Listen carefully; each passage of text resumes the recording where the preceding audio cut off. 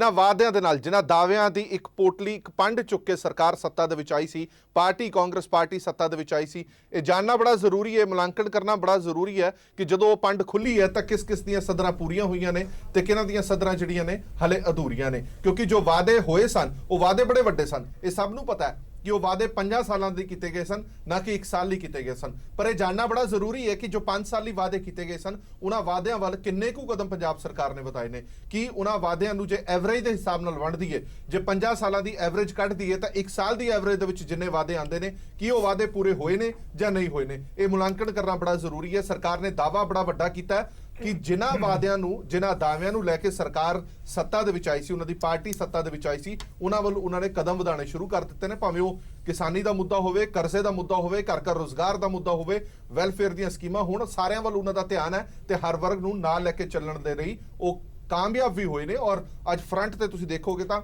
ਸਾਰੀਆਂ ਨਿਊਜ਼ਪੇਪਰਸ ਦੇ ਵਿੱਚ ਇੱਕ ਵੱਡੀ ਐਡ ਵੀ ਜ਼ਰੂਰ ਲੱਗੀ ਹੋਈ ਹੈ ਕਿ ਪੰਜਾਬ ਨਵੀਆਂ ਰਾਹਾਂ ਵੱਲ, ਤਰੱਕੀਆਂ ਵੱਲ। ਕਿੰਨੀਆਂ ਕੁ ਤਰੱਕੀਆਂ, ਕਿੰਨੀਆਂ ਕੁ ਨਵੀਆਂ ਰਾਹਾਂ ਨੇ, ਇਸ ਤੇ ਵੀ ਚਰਚਾ ਕਰਾਂਗੇ। ਔਰ ਅੱਜ ਸਟਾਰਟਿੰਗ ਦੇ ਵਿੱਚ ਅਸੀਂ ਇਹ ਕਿਹਾ ਸੀ ਕਿ ਅੱਜ ਮੁਲਾਂਕਣ ਕਰਾਂਗੇ, ਪਰ ਅੱਜ ਖਬਰਾਂ ਦਾ ਢੇਰ ਲੱਗ ਗਿਆ। ਆਮ ਆਦਮੀ ਪਾਰਟੀ ਦੀ ਜਿਹੜੀ ਖਬਰ ਆ ਰਹੀ ਹੈ ਉਹ ਸਾਰਿਆਂ ਨੂੰ ਪਤਾ ਹੀ ਹੈ। ਭਗਵੰਤ ਮਾਨ ਹੋਰਾਂ ਨੇ ਕਨਵੀਨਰ, ਪੰਜਾਬ ਕਨਵੀਨਰ ਦੇ ਅਹੁਦੇ ਤੋਂ ਅਸਤੀਫਾ ਦੇ ਦਿੱਤਾ ਹੈ। ਨਾਰਾਜ਼ਗੀ ਚੱਲ ਰਹੀ ਹੈ, ਖਾਲੀ ਭਗਵੰਤ ਮਾਨ ਦੀ ਨਹੀਂ, ਪੰਜਾਬ ਦੀ ਜਿਹੜੀ ਇਕਾਈ ਹੈ ਉਹਨਾਂ ਦੇ ਵਿੱਚ ਸਾਰੀ ਸੀਨੀਅਰ ਲੀਡਰਸ਼ਿਪ ਨੇ ਕਿਹਾ ਜਿਹੜੀ ਮਾਫੀ ਮੰਗੀ ਗਈ ਹੈ ਨਾ ਤਾਂ ਉਸ ਬਾਰੇ ਸਾਡੇ ਨਾਲ ਕੋਈ ਜ਼ਿਕਰ ਕੀਤਾ ਗਿਆ, ਨਾ ਸਲਾਹ ਕੀਤੀ ਗਈ, ਔਰ ਇਹ ਮਾਫੀ ਵੀ ਗਲਤ ਕੀਤੀ ਗਈ ਹੈ ਕਿਉਂਕਿ ਪੰਜਾਬ ਦੇ ਲੋਕਾਂ ਦੇ ਨਾਲ ਤਰੋਹ ਹੋਇਆ। ਇਸ ਤੇ ਵੀ ਚਰਚਾ ਕਰਾਂਗੇ, ਪਰ ਸਭ ਤੋਂ ਪਹਿਲਾਂ ਆਪਾਂ ਜਾਣ ਪਛਾਣ ਕਰਾ ਲਈਏ ਮਹਿਮਾਨਾਂ ਦੇ ਨਾਲ, ਫਿਰ ਅੱਗੇ ਵਧਦੇ ਹਾਂ।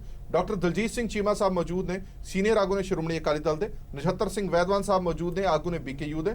ਪ੍ਰੋਫੈਸਰ ਮਨਜੀਤ ਸਿੰਘ ਜੀ ਸਿਆਸੀ ਮਾਹਰ ਨੇ। ਗੁਰਮੀਤ ਸਿੰਘ ਕੁਲਾਰ ਸਾਹਿਬ ਮੌਜੂਦ ਨੇ, ਪ੍ਰਧਾਨ ਨੇ FISCO ਦੇ। ਐਡਵੋਕੇਟ ਗੋਵਿੰਦਰ ਮਿੱਤਲ ਸਾਹਿਬ ਮੌਜੂਦ ਨੇ, ਸਾਡੇ ਨਾਲ ਆਮ ਆਦਮੀ ਪਾਰਟੀ ਦੇ ਬੁਲਾਰੇ ਨੇ। ਔਰ ਰਮਨ ਬਖਸ਼ੀ ਸਾਹਿਬ ਮੌਜੂਦ ਨੇ, ਅੰਮ੍ਰਿਤਸਰ ਤੋਂ ਬੁਲਾਰੇ ਨੇ ਪੰਜਾਬ ਕਾਂਗਰਸ ਦੇ। ਬਹੁਤ ਬਹੁਤ ਸਵਾਗਤ ਹੈ ਸਾਰੇ ਮਹਿਮਾਨਾਂ ਦਾ। ਮੈਂ ਬਖਸ਼ੀ ਸਾਹਿਬ ਪਹਿਲਾਂ ਤਾਂ ਤੁਹਾਨੂੰ ਵਧਾਈ ਦਿਆਂਗਾ ਕਿ 1 ਸਾਲ ਪੂਰਾ ਹੋ ਗਿਆ ਤੁਹਾਡੀ ਸਰਕਾਰ ਦਾ, ਔਰ ਮੈਂ ਸਪਸ਼ਟ ਸ਼ਬਦਾਂ 'ਚ ਜਾਣਨਾ ਚਾਹਨਾ ਕਿ ਤੁਸੀਂ ਇੱਕ ਡਰਾ ਖਿੱਚੀ ਸੀ, ਇੱਕ ਲਾਈਨ ਖਿੱਚੀ ਸੀ, ਔਰ ਤੁਸੀਂ ਇੱਕ ਦਿਨ ਦੀ ਲਾਈਨ ਖਿੱਚੀ ਸੀ। ਮੈਂ ਇੱਕ ਦਿਨ ਦੀ ਨਹੀਂ ਪੁੱਛਦਾ, ਮੈਂ 1 ਸਾਲ ਦੀ ਪੁੱਛਦਾ ਕਿ 1 ਸਾਲ ਦੇ ਵਿੱਚ ਤੁਸੀਂ ਜਿਹੜੇ ਪ੍ਰੋਮਿਸਿਸ ਕੀਤੇ ਸੀਗੇ, ਤੁਸੀਂ ਉਹਨਾਂ ਪ੍ਰੋਮਿਸਿਸ ਦੇ ਵਿੱਚੋਂ ਕਿਹੜੇ ਅਜਿਹੇ ਵਾਅਦੇ ਨੇ ਤੁਸੀਂ ਕਹਿੰਦੇ ਹੋ ਕਿ ਅਸੀਂ ਇਨ ਬਿਨ ਖਰੇ ਉਤਰੇ ਹਾਂ। ਕਿਉਂਕਿ ਜਿਹੜੀ ਲਕੀਰ ਖਿੱਚੀ ਸੀ ਉਹ ਇਹ ਸੀ ਕਿ 10 ਦਿਨਾਂ ਦੇ ਵਿੱਚ ਇਹ ਕਰ ਦਿਆਂਗੇ, 1 ਮਹੀਨੇ 'ਚ ਇਹ ਕਰ ਦਾਂਗੇ, 6 ਮਹੀਨੇ 'ਚ ਇਹ ਹੋ ਜਾਊਗਾ, 1 ਸਾਲ ਦੇ ਵਿੱਚ ਪੰਜਾਬ ਦਾ ਨਕਸ਼ਾ ਬਦਲ ਜਾਏਗਾ। ਕਿੰਨਾ ਕੁ ਬਦਲਿਆ ਪੰਜਾਬ?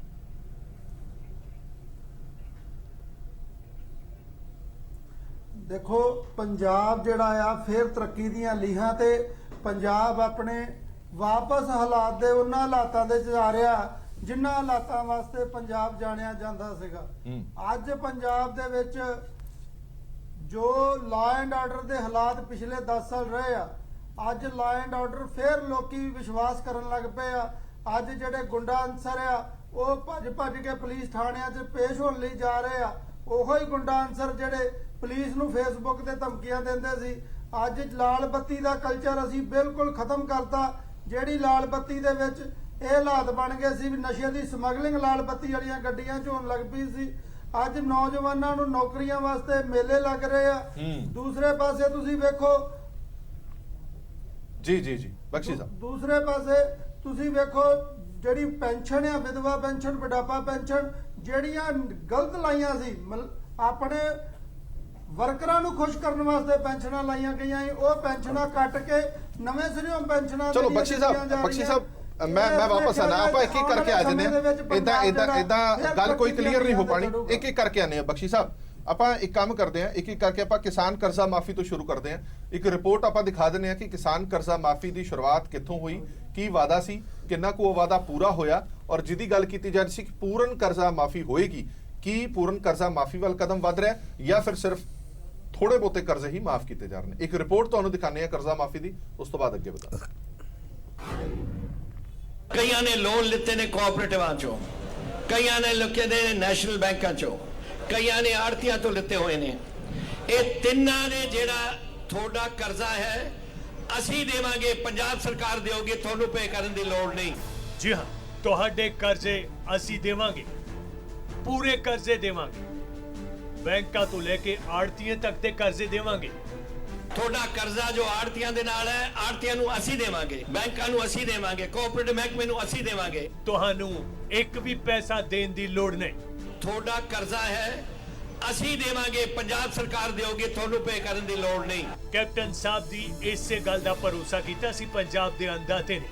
ਆਸ ਲਾਈ ਸੀ ਕਿ ਜਿਵੇਂ ਹੀ ਕੈਪਟਨ ਸੱਤਾ ਸੰਭਾਲਣਗੇ ਕਰਜ਼ੇ ਦੀ ਪੰਡ ਲੱਥ ਜਾਵੇਗੀ ਅਤੇ ਉਹ ਨਵੇਂ ਸਿਰੇ ਤੋਂ ਜ਼ਿੰਦਗੀ ਦੀ ਸ਼ੁਰੂਆਤ ਕਰ ਪਾਉਣਗੇ। ਪਰ ਸੱਤਾ ਵਿੱਚ ਆਉਂਦਿਆਂ ਹੀ ਇੱਕ ਇੱਕ ਕਰਕੇ ਕਿਸਾਨ ਦੀ ਹਰ ਆਸ ਦਮ ਤੋੜਦੀ ਰਹੀ ਅਤੇ ਇਸ ਦੇ ਨਾਲ ਹੀ ਟੁੱਟਦੇ ਰਹੇ ਕਿਸਾਨਾਂ ਦੇ ਸਾਹ। ਕਾਂਗਰਸ ਸੱਤਾ ਵਿੱਚ ਆਈ ਤਾਂ ਪਹਿਲੀ ਕੈਬਨਿਟ ਤੋਂ ਬਾਅਦ ਵਾਅਦੇ ਟੁੱਟਣ ਦਾ ਜੋ ਦੌਰ ਸ਼ੁਰੂ ਹੋਇਆ ਉਹ ਅਜੇ ਤੱਕ ਸਾਲ ਪੂਰਾ ਹੋਣ ਤੱਕ ਜਾਰੀ ਹੈ। ਕਰਜ਼ਾ ਮੁਆਫੀ ਦਾ ਵਾਅਦਾ 6 ਏਕੜ ਤੋਂ 2.5 ਲੱਖ ਅਤੇ ਫਿਰ 2.5 ਏਕੜ ਤੋਂ 2 ਲੱਖ ਰੁਪਏ ਵਿੱਚ ਸਿਮਟ ਕੇ ਰਹਿ ਗਿਆ। ਪੂਰੇ ਕਰਜ਼ੇ ਦਾ ਵਾਅਦਾ ਕਿਸਾਨੀ ਕਰਜ਼ੇ ਤੋਂ ਫਸਲੀ ਕਰਜ਼ੇ ਤੱਕ ਸਿਮਟ ਗਿਆ ਅਤੇ ਇਸੇ ਦੌਰਾਨ ਕਿਸਾਨੀ ਖੁਦਕੁਸ਼ੀਆਂ ਦਾ ਗ੍ਰਾਫ ਤੇਜ਼ੀ ਨਾਲ ਉੱਪਰ ਵਧ ਗਿਆ। ਕਿਸਾਨਾਂ ਦੇ ਪਰਿਵਾਰ ਰੁਲਦੇ ਗਏ।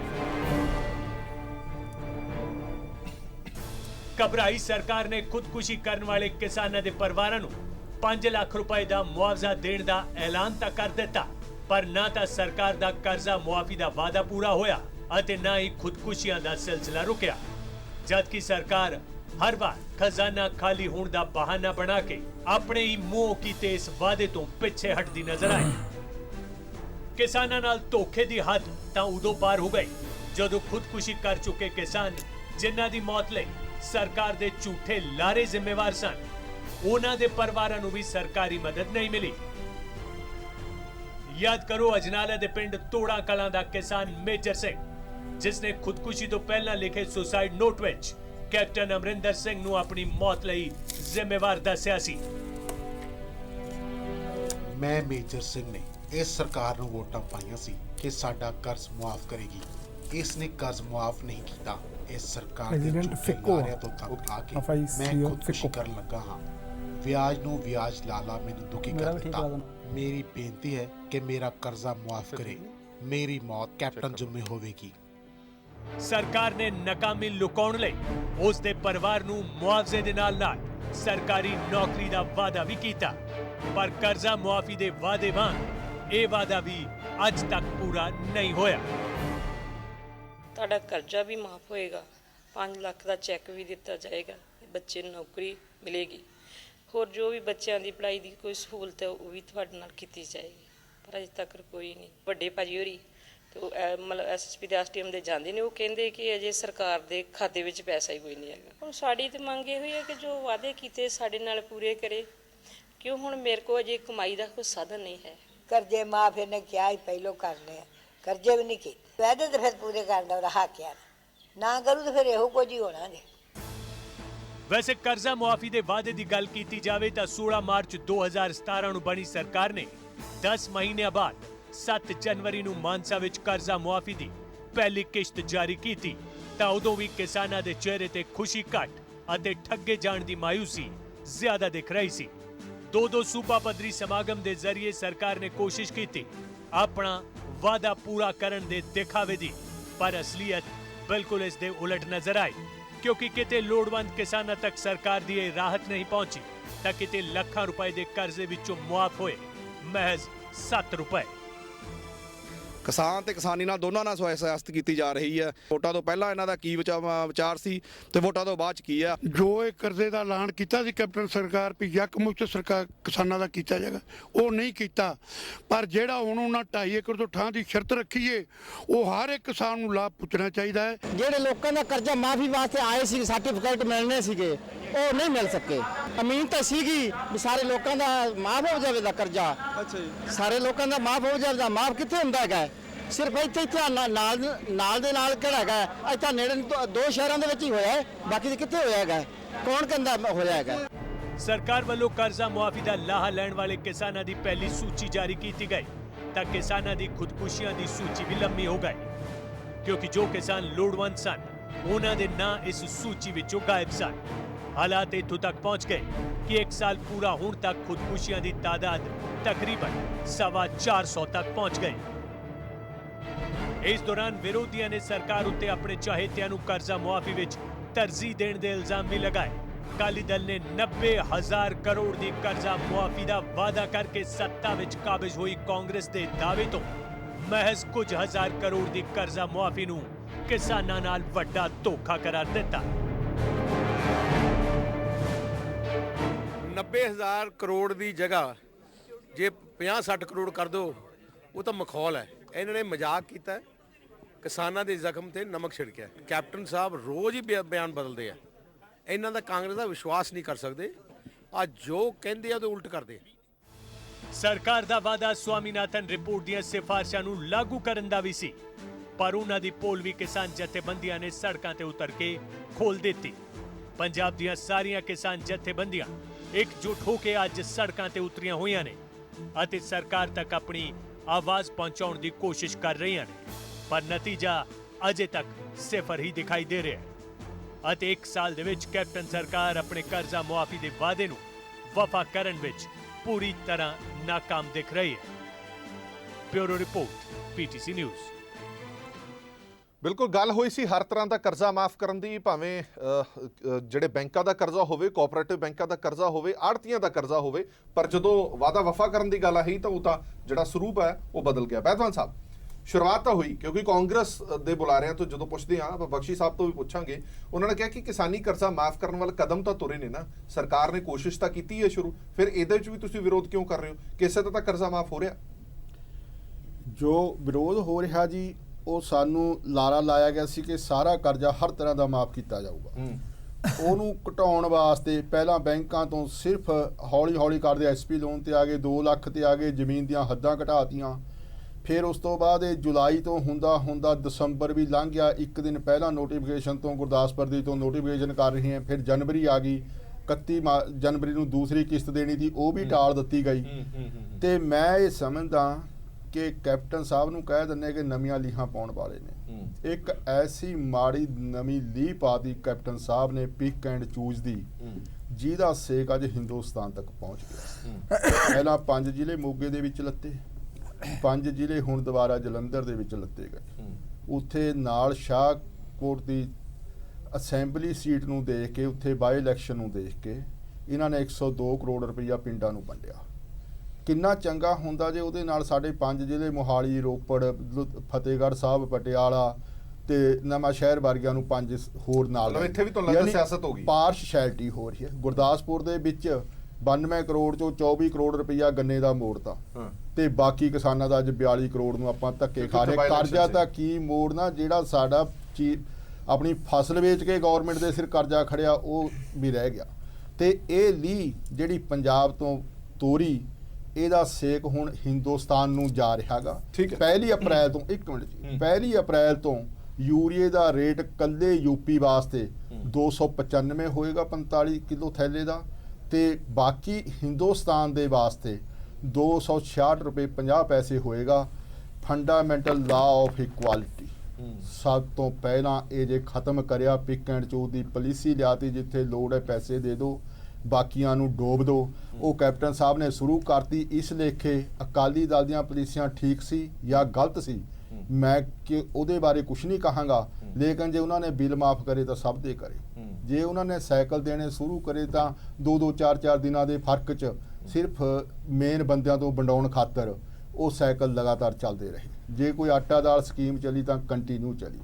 ਸੋ ਮੈਂ ਕਹਿੰਦਾ ਥੋੜਾ ਬਹੁਤਾ ਅਸੀਂ ਚੰਗਾ ਸਮਝਦੇ, ਲੇਕਿਨ ਸਭ ਨੂੰ ਬਰਾਬਰ ਰੱਖਿਆ ਜਾਂਦਾ। ਇਹ ਤਾਂ ਉਹ ਕੰਮ ਹੋ ਗਿਆ ਕਿ ਜੋ ਚੀਜ਼ ਜਿੱਥੇ ਇਹਨਾਂ ਨੇ ਮਨਪ੍ਰੀਤ ਬਾਦਲ ਜੀ ਨੇ, ਜਿੱਥੇ ਕੈਪਟਨ ਸਾਹਿਬ ਨੇ ਆਪ ਘੁੰਮਣਾ ਆਪਣੇ ਲੋਕਾਂ ਜਣਾ, ਉਹਨਾਂ ਵਾਸਤੇ ਲੈ ਜਾਓ। ਹੋਰ ਤੇ ਹੋਰ ਸਾਡੀ ਮੋਹਾਲੀ ਦਾ ਤਾਂ ਇਹ ਹਸਪਤਾਲ ਵੀ ਚੱਕ ਕੇ ਲਿਜਾਣ ਨੂੰ ਤਿਆਰ ਸੀ, ਇਹ ਰੌਲਾ ਰੱਪਾ ਪੈਣ ਕਰਕੇ ਅਜੇ ਸਿਰਫ ਪੋਸਟਪੋਨ ਹੋਇਆ, ਪਰ ਪੱਕਾ ਕੋਈ ਨਹੀਂ ਪਤਾ। ਜਿਹੜੀ ਮਾੜੀ ਗੱਲ ਹੈ, ਕੈਪਟਨ ਸਾਹਿਬ ਦੇ ਜਿਹੜਾ ਸਾਨੂੰ ਵਿਸ਼ਵਾਸ ਸੀ, ਇੱਕ ਉਹਨਾਂ ਦੇ ਬੋਲ ਤੇ ਫੁੱਲ ਚੜਾਉਂਦੇ ਸੀ, ਅੱਜ ਸਾਨੂੰ ਉਹਨਾਂ ਦਾ ਵਿਸ਼ਵਾਸ ਨਹੀਂ ਰਿਹਾ। ਤੇ ਇਹੀ ਕਾਰਨ ਹੈ ਕਿ ਕੈਪਟਨ ਸਾਹਿਬ ਦੇ ਬਾਰ-ਬਾਰ ਕਹਿਣ ਤੋਂ ਬਾਅਦ ਕਿ ਤੁਸੀਂ ਮੀਟਰ ਲਵਾ ਦਿਓ, ਅਸੀਂ ਬਿੱਲ ਨਹੀਂ ਲਾਉਂਗੇ, ਕੋਈ ਬੰਦਾ ਯਕੀਨ ਕਰਨ ਨੂੰ ਤਿਆਰ ਨਹੀਂ ਤੇ ਮੀਟਰ ਨਾ ਲੱਗਣ ਦੇਣ ਵਾਸਤੇ ਮਰਨ ਮਾਰਨ ਤੇ ਤਿਆਰ। ਠੀਕ ਹੈ ਚੀਮਾ ਸਾਹਿਬ, ਹੁਣ ਕਾਂਗਰਸ ਦੇ ਬੁਲਾਰੇ ਇਹ ਕਹਿੰਦੇ ਨੇ ਕਿ ਕਿਸਾਨ ਤਾਂ ਬੋਲਣ ਹੀ ਬੋਲਣ, ਜਿਨ੍ਹਾਂ ਨਾਲ ਵਾਅਦਾ ਹੋਇਆ ਸੀ, ਜਿਨ੍ਹਾਂ ਨਾਲ ਪ੍ਰੋਮਿਸ ਹੋਇਆ ਸੀਗਾ, ਪਰ ਵਿਰੋਧੀ ਤਰ੍ਹਾਂ ਕੀ ਬੋਲਣ ਜਿਨ੍ਹਾਂ ਨੇ 10 ਸਾਲਾਂ ਦੇ ਵਿੱਚ 1 ਰੁਪਈਆ ਕਿਸਾਨਾਂ ਦਾ ਕਰਜ਼ਾ ਮਾਫ ਨਹੀਂ ਕੀਤਾ, ਭਾਵੇਂ ਉਹ ਤੁਸੀਂ ਹੋ ਭਾਵੇਂ ਉਹ ਆਮ ਆਦਮੀ ਪਾਰਟੀ ਹੈ।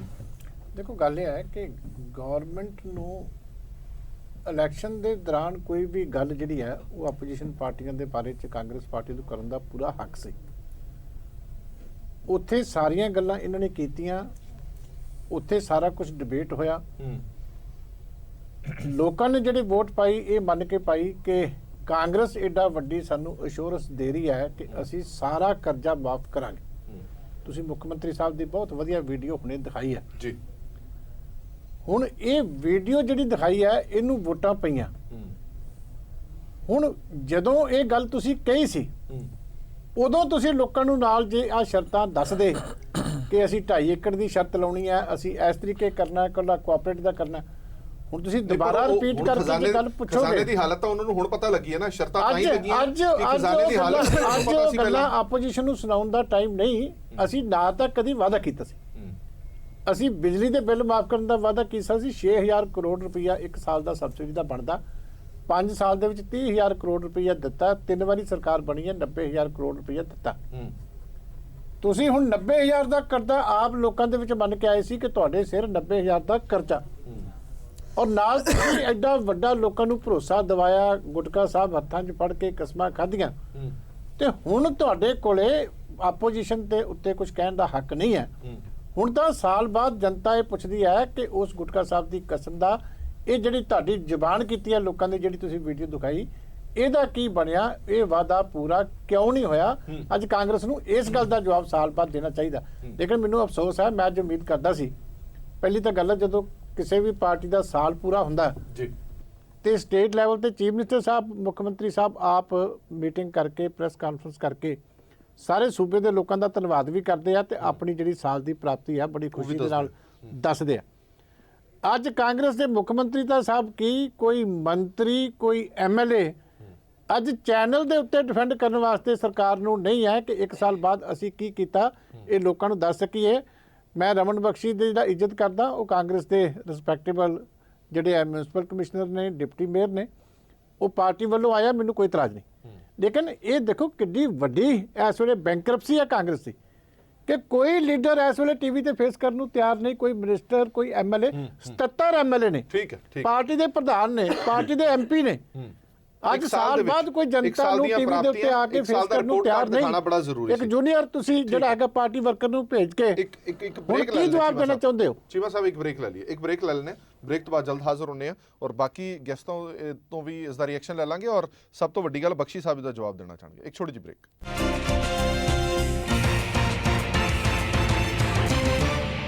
ਮਿੱਤਲ ਸਾਹਿਬ, ਸਭ ਤੋਂ ਵੱਡੀ ਗੱਲ, ਤੁਹਾਡੀ ਪਾਰਟੀ ਨੇ ਵੀ ਵਾਅਦਾ ਕੀਤਾ ਸੀ ਕਿ ਕਰਜ਼ਾ ਮਾਫ ਕੀਤਾ ਜਾਏਗਾ ਔਰ ਕਾਂਗਰਸ ਨੇ ਵੀ ਕੀਤਾ ਸੀਗਾ। ਹਾਲਾਂਕਿ ਕਾਂਗਰਸ ਦਾ ਵਾਅਦਾ ਵੱਡਾ ਸੀਗਾ ਔਰ ਵਾਅਦਾ ਉਹ ਚੱਲ ਗਿਆ, ਪਰ ਹੁਣ ਜਿਹੜੀਆਂ ਚੀਜ਼ਾਂ ਕਹੀਆਂ ਜਾ ਰਹੀਆਂ ਨੇ, ਮੈਂ ਕਹਾਂ ਘੁੰਤਰਾਂ ਪਾਈਆਂ ਜਾ ਰਹੀਆਂ ਨੇ ਵਿੱਚ ਕਿ 2.5 ਏਕੜ ਵਾਲਾ, 2 ਲੱਖ ਵਾਲਾ, ਅਜਿਹਾ ਵਾਅਦੇ ਦੇ ਵਿੱਚ ਨਹੀਂ ਸੀ। ਪਰ ਕਾਂਗਰਸ ਇਹ ਕਹਿੰਦੀ ਹੈ ਕਿ ਸਾਨੂੰ ਖਜ਼ਾਨੇ ਦੀ ਸਥਿਤੀ ਉਦੋਂ ਨਹੀਂ ਪਤਾ ਸੀ, ਖਜ਼ਾਨੇ ਦੀ ਸਥਿਤੀ ਹੁਣ ਪਤਾ ਲੱਗੀ ਹੈ, ਹੁਣ ਵਾਰੀ-ਵਾਰੀ ਅਸੀਂ ਕਿਸਾਨਾਂ ਤੇ ਕਰਜ਼ੇ ਮਾਫ ਕਰ ਰਹੇ ਹਾਂ। ਇਹਦੇ ਵਿੱਚ ਗਲਤ ਕੀ ਹੈ ਫਿਰ? ਹਰਪ੍ਰੀਤ ਜੀ, ਗੱਲ ਇਹ ਆ ਕਿ ਜਿਹੜੀ ਇਹਨਾਂ ਨੇ ਗੱਲ ਕੀਤੀ ਸੀ ਕਿ ਸਾਨੂੰ ਜਿਹੜੀ ਖਜ਼ਾਨੇ ਦੀ ਸਥਿਤੀ ਨਹੀਂ ਪਤਾ ਸੀ, ਇਹ ਗੱਲ ਬਿਲਕੁਲ ਕਿਸੇ ਦੇ ਹਜਮ ਨਹੀਂ ਆਉਂਦੀ।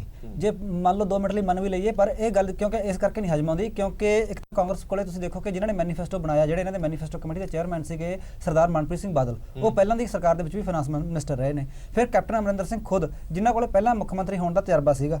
ਫਿਰ ਇਹਨਾਂ ਕੋਲੇ ਸਭ ਤੋਂ ਵੱਡੇ ਇਕਨੋਮਿਸਟ ਸਰਦਾਰ ਮਨਮੋਹਨ ਸਿੰਘ ਜੀ, ਜਿਹੜੇ ਕਿ ਪੂਰੀ ਦੁਨੀਆ ਦੇ ਅਰਥਚਾਰੇ ਨੂੰ ਸਮਝਦੇ ਨੇ। ਮੈਨੀਫੈਸਟੋ ਬਣਾਉਣ ਤੋਂ ਬਾਅਦ ਇਹਨਾਂ ਨੇ ਉਹਨਾਂ ਨਾਲ ਵੀ ਡਿਸਕਸ ਕੀਤਾ, ਉਹਨਾਂ ਦੇ ਨਾਲ ਜਾ ਕੇ ਉਹਨਾਂ ਨੂੰ ਇੱਕ ਤਰ੍ਹਾਂ ਨਾਲ ਦਿਖਾਇਆ ਵੀ। ਤੇ ਇਸ ਕਰਕੇ ਇਹ ਗੱਲ ਕਿਤੇ ਵੀ ਹਜਮ ਨਹੀਂ ਕਿ ਇੰਨੇ ਬੰਦੇ ਜਿਹੜੇ ਅਰਥਚਾਰੇ ਨੂੰ ਸਮਝਦੇ ਨੇ, ਜਿਨ੍ਹਾਂ ਕੋਲ ਇੰਨਾ ਤਜਰਬਾ ਸੀਗਾ, ਉਹ ਪੰਜਾਬ ਦੇ ਖਜ਼ਾਨੇ ਬਾਰੇ ਉਹਨਾਂ ਨੂੰ ਕੋਈ ਪਤਾ ਨਹੀਂ ਸੀਗਾ, ਉਹਨਾਂ ਦੀ ਪੋਜੀਸ਼ਨ ਕੀ ਖਜ਼ਾਨੇ ਦੀ ਕੀ ਆ। ਇਹਨਾਂ ਨੇ ਇੱਕ ਵਾਅਦਾ ਤੈਅ ਕਰ ਲਿਆ ਕਿ ਲੋਕਾਂ ਨੂੰ ਮਤਲਬ ਸਰਕਾਰ ਬਣਾਉਣ ਦੇ ਲਈ ਇਹਨਾਂ ਨੇ ਤੱਤ-ਪੜਾਤੀ 'ਚ ਵਾਅਦਾ ਕੀਤਾ। ਇਹ ਇਕੱਲਾ ਇਹਦਾ ਵਾਅਦਾ ਤਾਂ ਸੀਗਾ ਕਰਜ਼ਾ ਮਾਫੀ। ਵਾਅਦਾ ਤਾਂ ਤੁਸੀਂ ਵੀ ਕੀਤਾ ਸੀ, ਤੁਹਾਡੀ ਪਾਰਟੀ ਨੇ ਵੀ ਵਾਅਦਾ ਕੀਤਾ ਸੀ। ਅਸੀਂ ਬਿਲਕੁਲ ਵਾਅਦਾ, ਕਿਉਂਕਿ ਖੇਤੀ ਮਾਹਰੇ ਮੰਨਦੇ ਨੇ ਕਿ ਕੋਈ ਵੀ ਪਾਰਟੀ, ਕੋਈ ਵੀ ਸਰਕਾਰ ਆ ਜਾਂਦੀ, ਕਿਸੇ ਦੇ ਕੋਲ ਇੰਨੀ ਪਾਵਰ ਹੈ ਹੀ ਨਹੀਂ ਹੈ ਕਿ ਉਹ ਪੂਰਨ ਕਰਜ਼ਾ ਮਾਫੀ ਦੇ ਸਕਦੀ। ਫਿਰ ਵਾਅਦਾ ਕਿਉਂ ਕੀਤਾ? ਫਿਰ ਤੁਹਾਡਾ ਵੀ ਵਾਅਦਾ ਜੁਮਲਾ ਸਾਬਤ ਹੋਣਾ ਸੀ। ਨਹੀਂ, ਦੇਖੋ ਇਹ ਗੱਲ ਫਿਰ ਉੱਥੇ ਆ ਜਾਂਦੀ ਹੈ, ਗੱਲ ਆ ਜਾਂਦੀ ਹੈ ਨੀਅਤ ਦੀ। ਸਰਕਾਰ ਦੀ ਨੀਅਤ ਹੀ ਹੈ ਨਹੀਂ। ਸਰਕਾਰ ਚਲੋ ਕਰਜ਼ਾ ਮਾਫੀ ਦੇ ਵਾਅਦੇ ਨੂੰ ਆਪਾਂ ਇੱਕ ਸਾਈਡ ਤੇ ਰੱਖ ਦਿੰਦੇ ਹਾਂ। ਕਿਸਾਨਾਂ ਦੇ ਲਈ ਇਹਨਾਂ ਨੇ ਹੋਰ ਵੀ ਬੜੇ ਵਾਅਦੇ ਕੀਤੇ ਸੀ। ਇਕੱਲਾ ਕਰਜ਼ਾ ਮਾਫੀ ਦਾ ਇੱਕ ਜ਼ਿਆਦਾ ਇਸ਼ੂ ਹਾਈਲਾਈਟ ਹੋ ਗਿਆ, ਮਤਲਬ ਇੱਕ ਵਾਅਦਾ ਹੀ ਐਡਾ ਵੱਡਾ ਸੀਗਾ, ਉਹਨੇ ਵੱਡੀ ਉਹਨੂੰ ਹਾਈਪ ਵੀ ਮਿਲਣੀ ਸੀ, ਉਹ ਨੈਚੁਰਲ ਸੀ। ਇਹਨਾਂ ਨੇ ਵਾਅਦਾ ਤਾਂ ਇਹ ਵੀ ਕੀਤਾ ਸੀਗਾ ਕਿ ਕਿਸਾਨਾਂ ਨੂੰ ਡਾਇਵਰਸੀਫਿਕੇਸ਼ਨ ਵੱਲ ਅਸੀਂ ਲੈ ਕੇ ਜਾਵਾਂਗੇ, ਕਿਸਾਨਾਂ ਦੀ ਅਸੀਂ ਇਨਕਮ ਦੇ ਵਿੱਚ ਵਾਧਾ ਕਰਾਂਗੇ। ਇੱਕ ਸਾਲ ਸਭ ਕੁਝ ਹੋ ਜਾਏਗਾ? ਨਹੀਂ, 1 ਸਾਲ ਦੇ ਵਿੱਚ ਨਹੀਂ, ਪਰ ਉਹ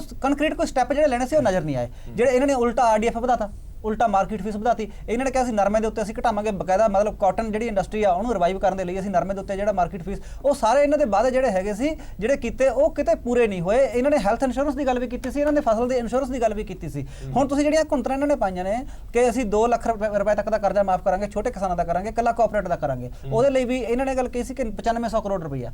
ਹੁਣ 1 ਸਾਲ ਦਾ ਜਿਹੜਾ ਬਜਟ ਆ ਪਿਆ, ਬਜਟ ਤੁਸੀਂ ਪੜ੍ਹ ਲਓ ਮੇਰੇ ਕੋਲ, ਬਜਟ ਦੇ ਵਿੱਚ 1500 ਕਰੋੜ ਰੁਪਏ ਦੀ ਤਜਵੀਜ਼ ਸੀਗੀ, ਉਹਦੇ 300 ਕਰੋੜ ਤੱਕ 350 ਕਰੋੜ ਤੱਕ ਇਹ ਕਹਿੰਦੇ ਨੇ, ਹਜੇ ਵੀ ਉਹਦੇ ਚ ਕਿਤੇ ਕਲੀਅਰ ਨਹੀਂ ਹੋ ਰਿਹਾ। ਹੁਣ ਤੁਸੀਂ ਇੱਕ ਗੱਲ ਦੇਖੋ ਕਿ ਇਹਨਾਂ ਦਾ ਜਿਹੜਾ ਫਾਰਮਾ ਕਰਜ਼ਾ ਮਾਫੀ ਦਾ, ਉਹਦੇ ਵਿੱਚ ਇਹ ਵੀ ਹੈ ਕਿ ਅਗਰ ਕੋਈ ਫੌਜੀ ਪੈਨਸ਼ਨ ਲੈ ਰਿਹਾ, ਉਹਦੇ ਕੋਲੇ ਮੰਨ ਲਓ 1 ਏਕੜ ਤੱਕ ਜ਼ਮੀਨ ਆ, ਉਹਦੇ ਸਿਰ ਤੇ 2 ਲੱਖ ਰੁਪਏ ਕਰਜ਼ਾ, ਅਗਰ ਉਹਨੂੰ ਕਿਸੇ ਪੈਨਸ਼ਨ ਆ ਰਹੀ ਆ ਤਾਂ ਉਹ ਕਰਜ਼ੇ ਲਈ ਐਲੀਜੀਬਲ ਹੀ ਹੈ ਨਹੀਂ। ਇਹ ਤਾਂ ਪਹਿਲਾਂ ਤੁਸੀਂ ਦੱਸਣਾ ਚਾਹੀਦਾ ਤੁਹਾਨੂੰ। ਇਹ ਤਾਂ ਸਰਾਸਰ ਇੱਕ ਚੀਟਿੰਗ ਆ ਨਾ ਕਿਸਾਨਾਂ ਨਾਲ ਧੋਖਾ। ਅੱਜ ਜਿਹੜਾ ਸੁਸਾਈਡ ਰੇਟ ਵੱਧ ਗਿਆ, ਅੱਜ 1 ਸਾਲ ਹੋ ਗਿਆ 400 ਦੇ ਕਰੀਬ ਕਿਸਾਨ ਆਤਮ ਹੱਤਿਆ ਕਰ ਚੁੱਕੇ ਨੇ।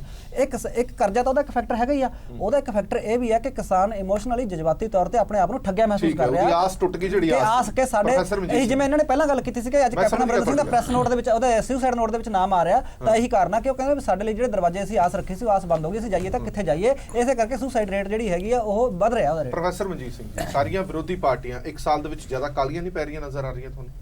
ਨਹੀਂ, ਜਿਹੜੀ ਗੱਲ ਤੁਸੀਂ ਬਾਰ-ਬਾਰ ਸਵਾਲ ਕਰ ਰਹੇ ਹੋ ਕਿ ਉਹਨਾਂ ਨੂੰ ਪਤਾ ਨਹੀਂ ਸੀਗਾ, ਹੁਣ ਮੈਂ ਸਾਰਾ ਮੈਨੀਫੈਸਟੋ ਉਹਨਾਂ ਦਾ ਦੇਖ ਕੇ ਆਇਆ, 129 ਪੇਜਾਂ ਦਾ ਮੈਨੀਫੈਸਟੋ ਆ, ਉਹਦੇ ਵਿੱਚ ਆਪ ਲਿਖਿਆ ਹੋਇਆ ਕਿ ਖਜ਼ਾਨੇ ਖਾਲੀ ਆ, ਵੀ ਜਿਹੜੀ ਸਾਡੀ ਜਿਹੜੀ ਜੰਗਲ ਰਾਜ ਆ, ਇੱਥੇ 6 ਕਿਸਮ ਦੇ ਮਾਫੀਏ ਜਿਹੜੇ ਬਾਰ-ਬਾਰ ਅਸੀਂ ਟੀਵੀ ਤੇ ਵੀ ਗਣਾਉਂਦੇ ਰਹੇ ਆ, ਜਾਂ ਹੋਰ ਕਿਸਮ ਦੇ ਸਕੈਮ ਆ, ਐਜੂਕੇਸ਼ਨ ਸਕੈਮ, ਹੈਲਥ ਸਕੈਮ, ਕਈ ਕੁਛ ਉਹਦੇ 'ਚ ਲਿਖਿਆ।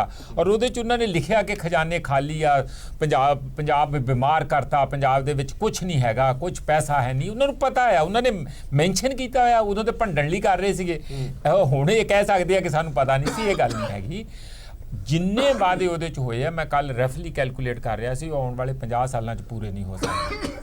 ਉਹ ਤੇ ਐਵੇਂ ਵੀ ਜਿਵੇਂ ਸਾਂਤਾ ਕਲਾਜ ਆ ਰਿਹਾ ਹੋਵੇ ਨਾ, ਕਿ ਉਹ ਵੱਡੇ ਵੱਡੇ ਗਿਫਟ ਸਾਰਿਆਂ ਲਈ, ਕੱਲੇ ਬੱਚੇ ਲਈ, ਪੰਜਾਬੀ ਲਈ ਲੈ ਕੇ ਆ ਰਿਹਾ ਹੋਵੇ, ਇਹੋ ਜਿਹਾ ਮੈਨੀਫੈਸਟੋ ਲਿਖਿਆ।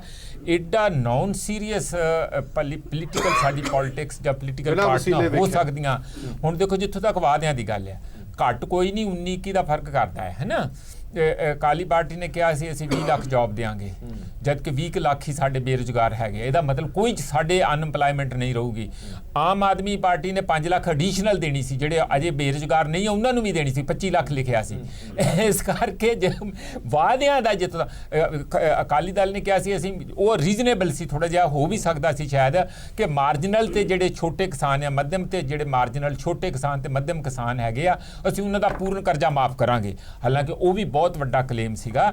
ਇਸ ਕਰਕੇ ਮੈਨੂੰ ਲੱਗਦਾ ਕਿ ਜਿਹੜੀ ਸਭ ਤੋਂ ਵੱਡੀ ਦਿੱਕਤ ਹੈਗੀ ਆ ਕਿ ਐਡੇ ਸੀਰੀਅਸ ਤੇ ਐਡੀਆਂ ਐਸਟੈਬਲਿਸ਼ ਪਾਰਟੀਆਂ, ਹੁਣ ਕੈਪਟਨ ਸਾਹਿਬ ਦਾ ਦੇਖੋ ਇੱਕ ਆਪਣਾ ਇਮੇਜ ਹੈ, ਤੁਸੀਂ ਜਿਹੜੀ ਕਲਿੱਪਿੰਗ ਦਿਖਾਈ ਹੈ, ਜੇ ਉਹਨੂੰ ਸੁਣਿਆ ਜਾਏ ਜਾਂ ਕੈਪਟਨ ਸਾਹਿਬ ਖੁਦ ਸੁਣਨ ਤੇ ਜੋ ਕਾਰਗੁਜ਼ਾਰੀ 1 ਸਾਲ ਦੀ ਹੈਗੀ ਹੈ, ਕੀ ਸਾਡਾ ਇਮੇਜ ਜਾਂਦਾ ਕਿ ਸਾਡੇ ਜਿਹੜੇ ਪੋਲੀਟੀਸ਼ੀਅਨ ਆ ਉਹ ਇੰਨੇ ਬਿਲਕੁਲ ਹੀ ਲਿਫਾਫੇਬਾਜ਼ੀ ਐਡੇ ਵੱਡੇ ਪੱਧਰ ਤੇ ਕਰ ਸਕਦੇ ਆ।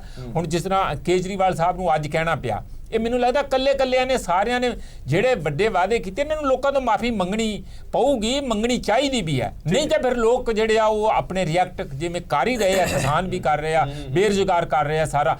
ਦੇਖੋ ਇਹਨਾਂ ਨੇ ਕਿਹਾ ਸੀਗਾ ਜਿਹੜੇ ਨੌਜਵਾਨ ਹੈਗੇ ਉਹਨਾਂ ਨੂੰ 2,500 ਰੁਪਈਆ ਪਰ ਮੰਥ ਅਸੀਂ ਅਨਐਮਪਲਾਇਮੈਂਟ ਅਲਾਉਂਸ ਦੇਵਾਂਗੇ। ਮੈਂ ਕੈਲਕੂਲੇਟ ਕੀਤਾ, ਤੁਹਾਨੂੰ ਪਤਾ ਕਿੰਨਾ ਬਣਦਾ ਸਾਲ ਦਾ? 6,000 ਕਰੋੜ ਰੁਪਈਆ ਬਣਦਾ।